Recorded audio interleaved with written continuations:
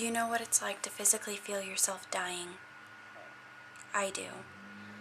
I know what it's like when you get down to counting every breath, every tear, every action you do, because every moment brings you inevitably close and closer to the abyss, and there is nothing you can do to stop it, and nothing you can do to slow it down. Everything in you is fighting and kicking and screaming, and you don't want to die, but you are. A little bit every day. I know what it's like when the hollow, empty, scraped out feeling in your chest isn't a joke anymore, and it is a legitimate warning to you that your life is going to end. The struggle of staying alive is with you at every moment.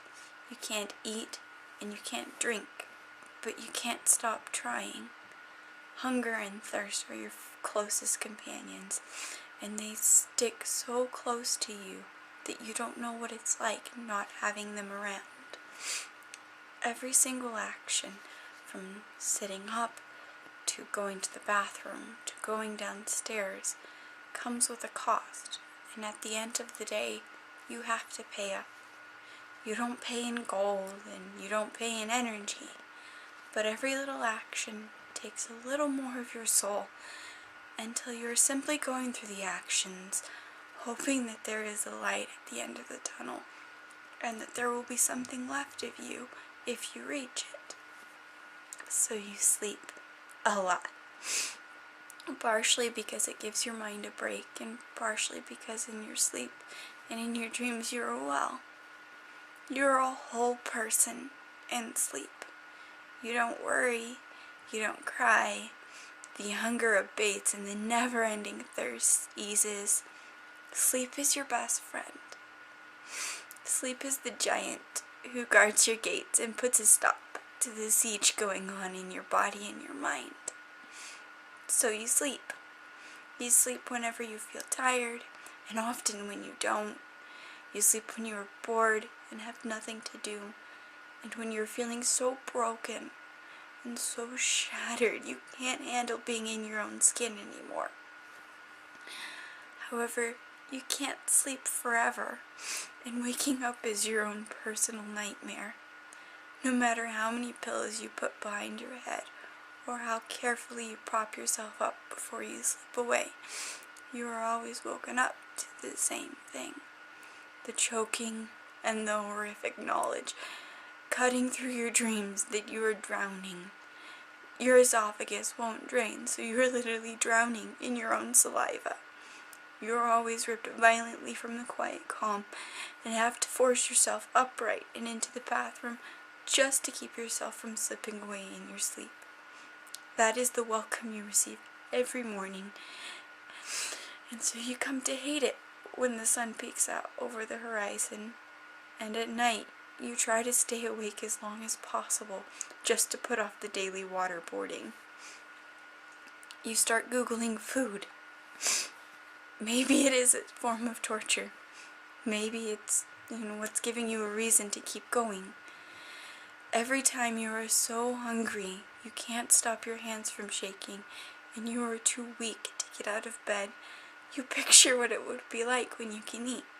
You imagine the taste, the texture, the warmth, and the heady rush of pleasure from flooding your body with calories.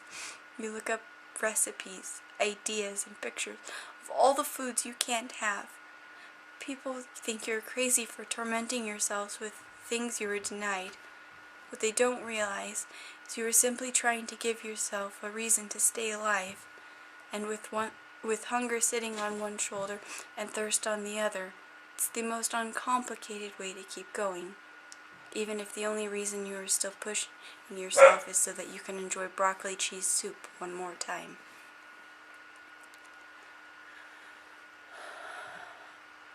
I know what it's like to look in the mirror and not know the person who looks back at you.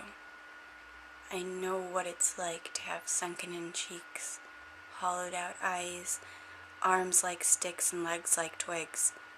I know what it's like to be able to count every single rib when you move, and know the pain of being unable to sit because your spine hurts too much.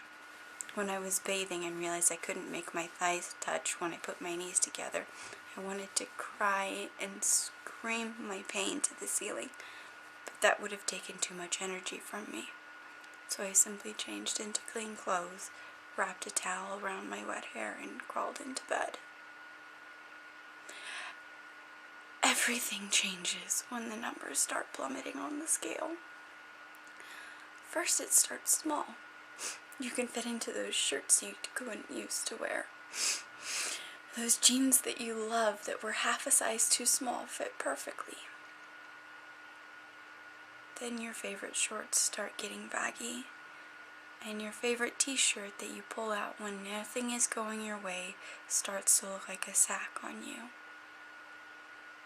Your bras don't fit anymore, and you start wearing push-up bras just to hide that fact and to look normal. You refuse to buy new clothing until one day you move the wrong way, and your jeans, which used to be a little tight, start to slip off.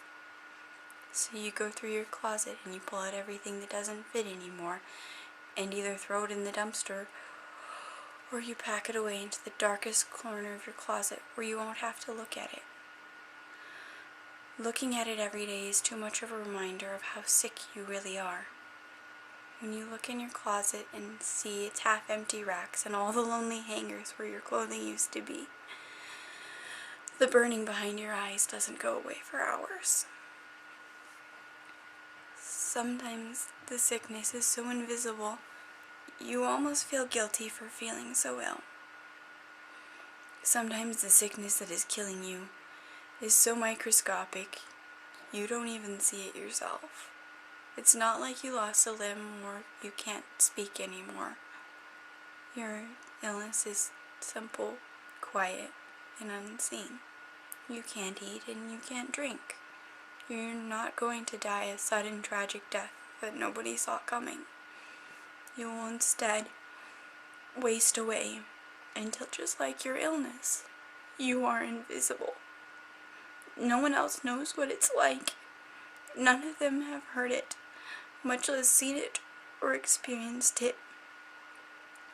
What is killing you is not the tiger in the garden.